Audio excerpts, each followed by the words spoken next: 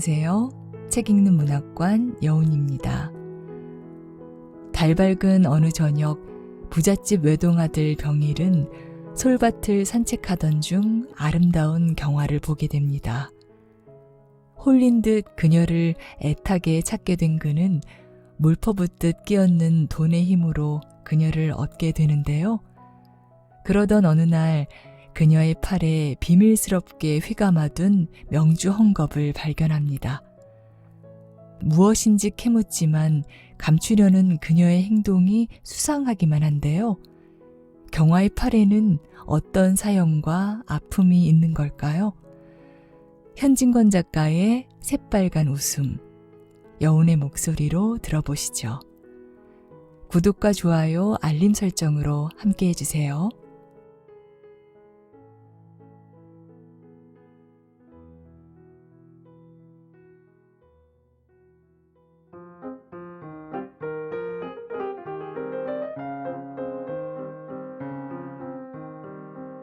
새빨간 웃음, 현진권.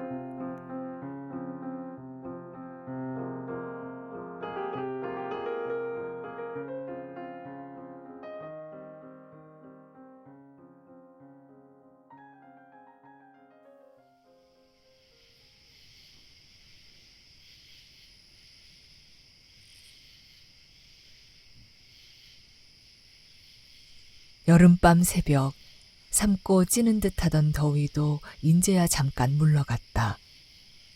질식한 듯 싶던 바람이 갑자기 생기를 얻은 것이 슬슬 들자 그 축축하고 눅눅한 입김에 흔들리어 새하얀 달빛이 흩어졌다.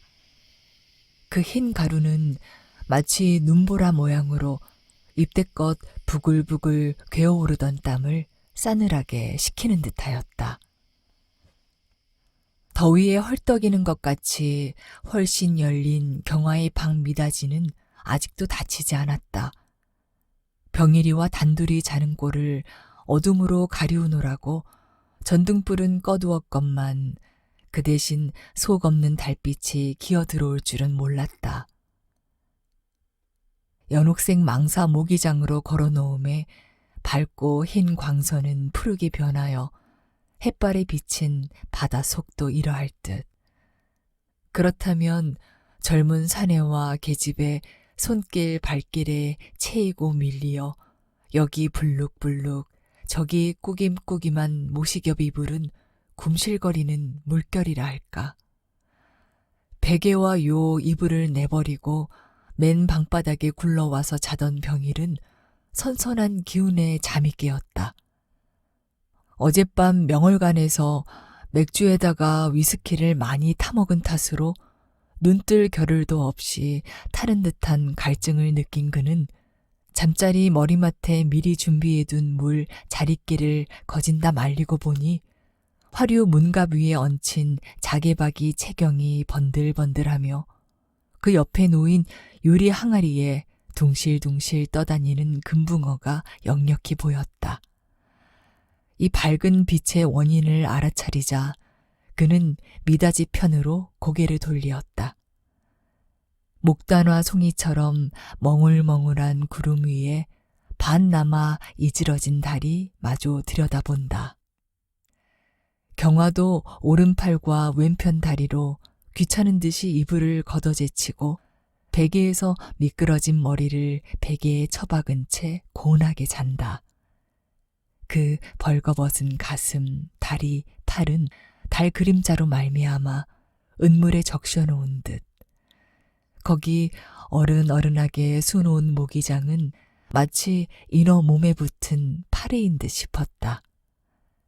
이 명랑하고도 몽롱한 빈 물결 위로 한껏 정화되고 미화되어 떠오른 제 사랑을 홀린 듯이 바라보면서 병일은 문득 처음 경화를 만나던 광경을 눈앞에 그려보았다.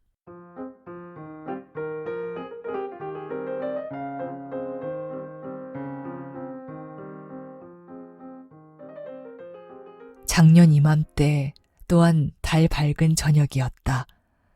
서강사 솔밭, 느릿느릿한 걸음으로 석후 산보를 하던 길에 자기를 향해 걸어오는 여자 하나를 보았다. 묵화를 친 듯이 길길이 누운 소나무 그림자 위로 그 여자의 기름한 그림자는 헤엄을 치는 듯이 움직였다.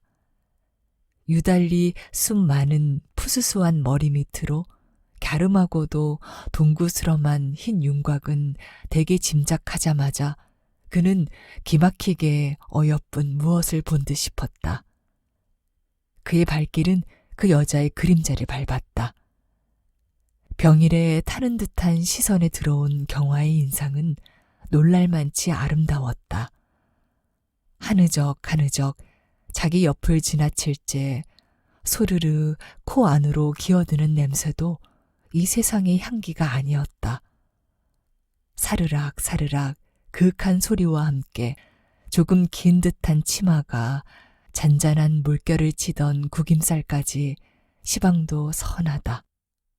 그 후 서울에 올라와서 얼굴 바탕과 이목구비에 생긴 양을 뽀이에게 그리다시피 일러듣기어 경화를 불러온 것만 보아도 그때의 인상이 얼마나 분명한 것을 짐작할 수 있으리라. 한번 열린 사람의 길은 그리 험하지 않았다. 만석군의 외동아들로 물퍼붓듯 끼얹는 금전의 힘은 쉽사리 경화를 소나귀에 넣을 수 있었다. 낮이면 낮, 밤이면 밤으로 만나고 싶은 대로 만나고 보니 인제 와서는 그다지 못 견딜 지경은 아니러니 오늘 밤이야말로 그때의 기억이 새로워지며 그 자는 얼굴이 10곱절, 100곱절 더 아름다웠다. 귀까지 휩싸서 너울너울 뒤로 넘긴 독특한 머리 쪽짐, 별로 굴곡 없이 보드랍게 나려온 뺨의 선이 양양이 뼈 언저리에 와서 도두룩하게 불러지며 동구스름하게 굽어들어 타원형으로 미끄러져서 이룩된 귀염성 있는 아래턱, 방싯 웃으려는 연꽃 봉오리 같은 입.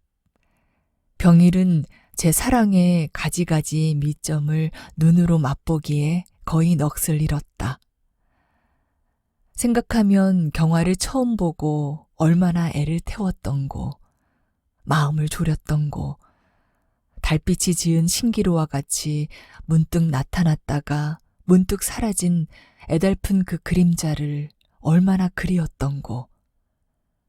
다시 한번 맞아보자고 갖은 궁리가 머리를 설레었건만 가을 하늘에 높이 달린 별과 같이 부여잡을 모책이 없고 따나릴 도리가 나서지 않았었다. 그런데 오늘날은 어떠하냐. 그 별은 자기에게 몸과 마음을 바친 지가 오래가 아니냐.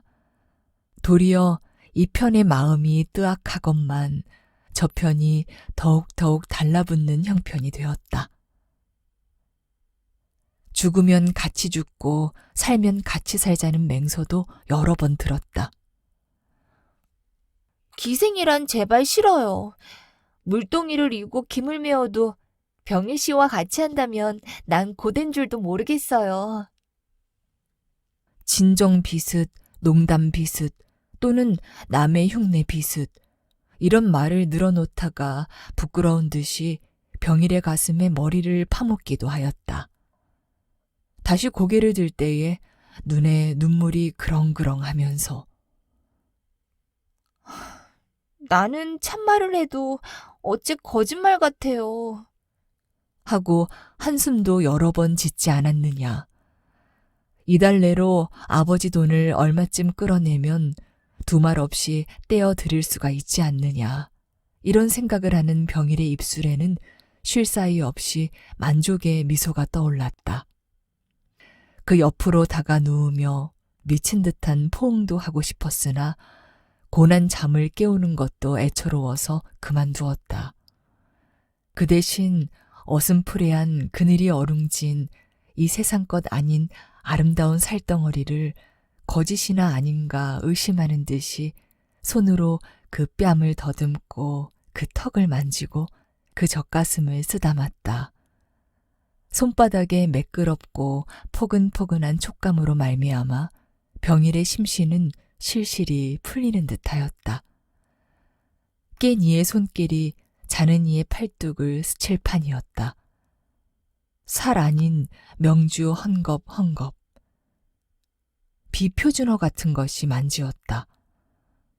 조금 이상하게 생각하고 머리를 번쩍 들어보니 과연 거기는 길이 4치가량이나 되는 명주 헝겊으로 휘휘 감아둔 것을 발견하였다.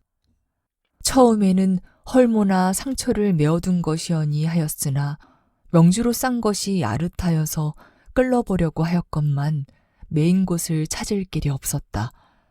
그는 호기심이 부쩍 나서 몸을 일으켜 전등을 켰다.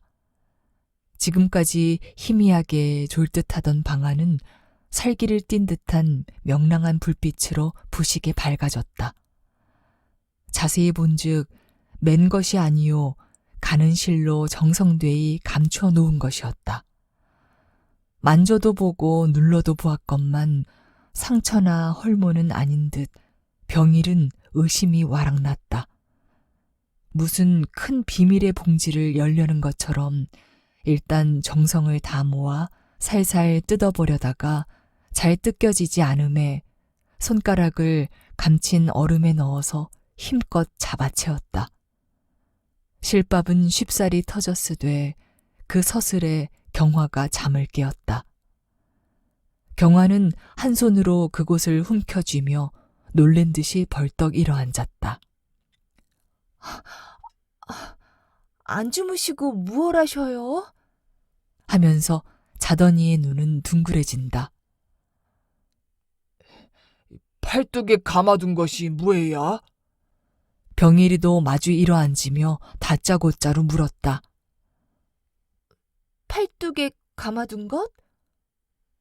하고 잠깐 생각을 돌리는 듯 하더니 경화의 얼굴은 살짝 변해졌다. 헐모가 나서. 말끝을 흐린다. 병일은 바싹 다가앉으며 헐모가 어디 어떻게 났누? 어디 좀 보자꾸나. 하고 움켜진 손을 때려 하였다. 그것은 봐서 무엇해. 하고 몸을 틀며 매우 난처한 듯이 눈썹을 찡기었다. 아니, 보이려고 드는 것이 더욱 수상하다. 병일은 기어이 보자고 덤비었다. 얼마 동안 승강을 하다가 아니 보이고는 못 베길 줄 알아챈 계집의 입술은 가늘게 떨리고 눈썹은 꼿꼿해졌다. 무슨 매서운 결심을 하는 듯이 아랫입술을 꼭 물자 마침내 손을 떼었다. 그 시원하고 거슴츠레한 눈은 핏발이 서며 반들반들 번쩍인다. 여러 겹 싼 헝겊을 다 펴고 본즉 그것은 헐모도 아니요 상처도 아니었다. 뽀얀 살 위에 먹실로 백년 낭군 김상렬이라고 뚜렷이 뜬 것이었다.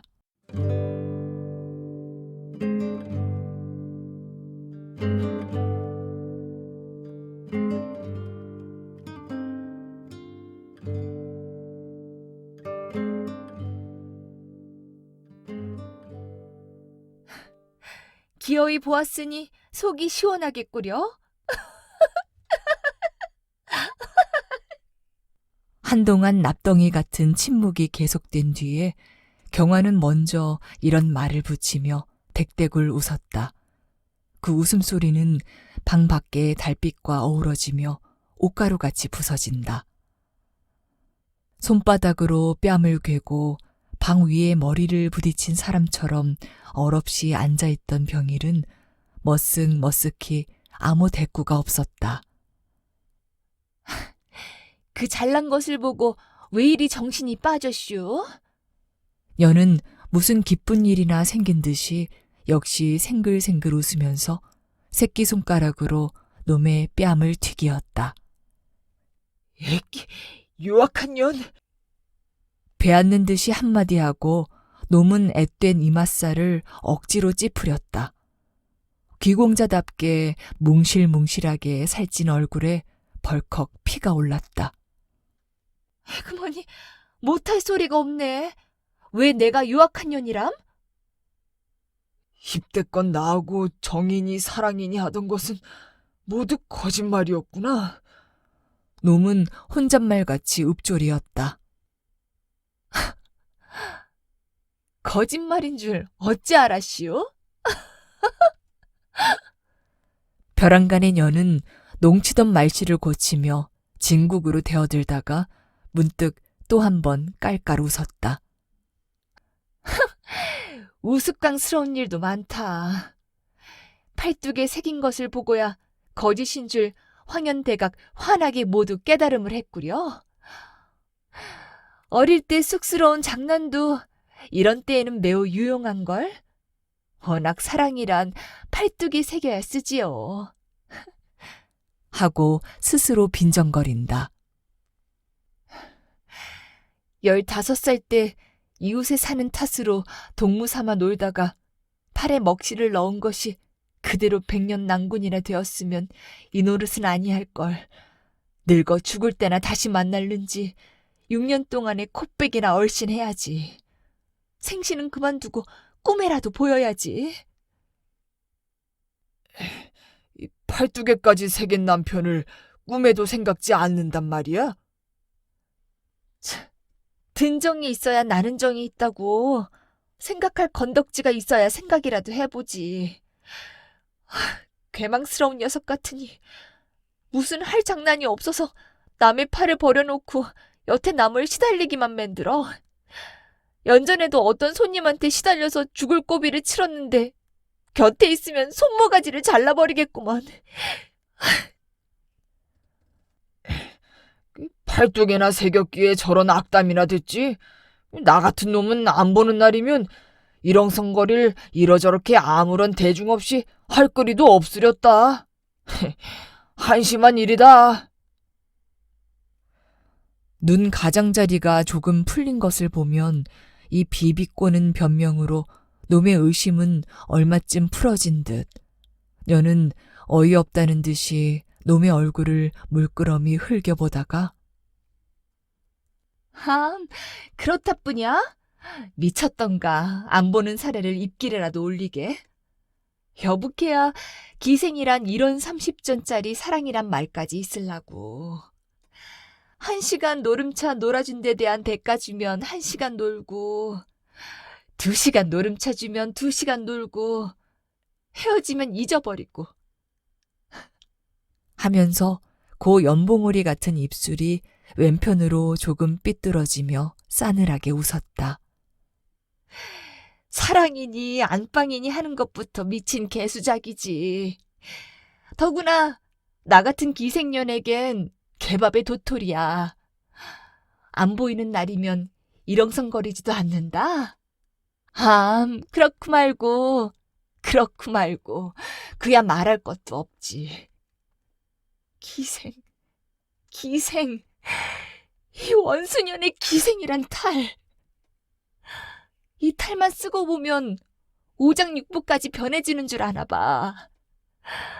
마음에 없는 아양을 피우고 마음에 없는 웃음을 웃고 마음에 없는 사랑 타령을 늘어놓고. 이렇게 제 말을 제가 되받는 사이에 경화는 점점 흥분해 간다. 광대뼈 언저리가 돈짝만치 피를 발라놓은 듯하다. 거짓으로 뭉친 이 몸짓, 이 눈짓, 이 입 아가리. 이따금 참소리를 한다 한들 누가 알아먹을까? 뼈와 살로 빚어낸 참된 정도, 뜨거운 사랑도 한번 내 몸을 거쳐 나오기만 하면 단박에 거짓이 되고 말겠다. 나도 언제나 미운 사람을 밉다 하고 고운 사람을 곱다 하고 알뜰한 애인과 단둘이.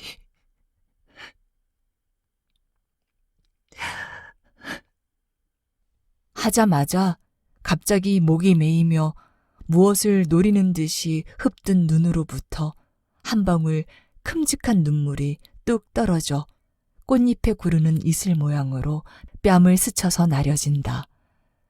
그럴 겨를도 없이 이불에 그대로 엎어져서 몸부림을 치며 울었다. 그러나 그것은 울음다운 울음이 아니었다. 총알을 맞은 꿩이 최후의 비명을 지르는 듯이 찢는 듯한 소리가 이따금 일어나고 어깨와 허리가 사나운 물결을 칠 뿐이었다. 그는 목으로 울지 않고 온몸으로 울었던 것이다. 그의 넋의 마디마디가 울었던 것이었다. 병일의 어린 마음은 풀릴 대로 풀리었다. 모든 사내에게는 다 거짓이로 돼 자기에게만, 오직 자기에게만 참 마음을 준 것을 깨달을 수 있었다. 그렇다면 먹실로 썼든지 새겼든지 상관이 무엇이랴. 쓸데없이 그것을 보자고 졸라서 저렇게 울리는구나 하며 애원한 생각조차 일어났다. 그는 우는 이의 허리를 안아 일으키려고 애를 쓰며 울기는 왜 울어? 네 마음을 내가 안다. 하루 바삐 기생 노릇을 그만두고 단둘이 살면 그뿐이 아니냐. 응? 하고 달래는 판에 무엇이 슬픈지 제 눈에도 눈물이 괴물 느끼었다. 한 10분가량 지나갔으리라. 경화는 울음을 뚝 그치고 벌떡 일어났다. 모기장을 걷어치고 서랍 속에서 책칼을 끄집어내었다. 백년낭군 김상렬? 입안말로 한번 되뇌이며 커다란 잿더리를 밖으로 들고 나간다. 비워가지고 들어온 잿더리를 앞에 놓고 그 위에 신문지를 깔고 또 그 위에 양지 편지지를 깔았다. 뽀얀 팔뚝을 그 위에 세우자 한 손으로 칼을 들어 먹실로 뜬 언저리에 대었다. 눈이 호둥그레진 병일은 말리려고 서둘렀으나 때는 늦었다. 삭둑하는 그윽한 소리와 함께 날카로운 칼은 벌써 살 밑으로 들어갔다. 선지피가 삽시간에 팔뚝을 새빨갛게 물들이고 말았다. 흰 종이 위에 핏줄기가 춤을 추었다. 홍당무 같은 팔뚝을 병일의 코앞에 쑥 내어밀며 인재야, 나를 믿겠지요?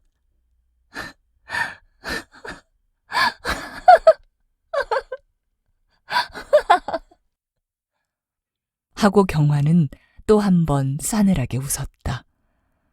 새파랗게 질려서 부들부들 떨고 앉았던 병일은 몸서리를 치며 뒤로 한 걸음 물러앉았다.